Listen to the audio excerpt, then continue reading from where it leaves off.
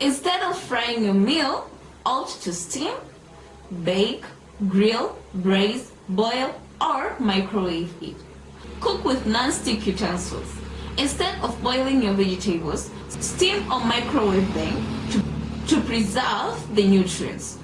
Boiling or steaming food removes excess fat and protects you from the chemicals produced by heat. It aids in maintaining a healthy weight. Higher fiber content of whole grains and rice as opposed to white rice can reduce your risk of colon cancer because they are digested in your body more gradually. Feel fuller for longer.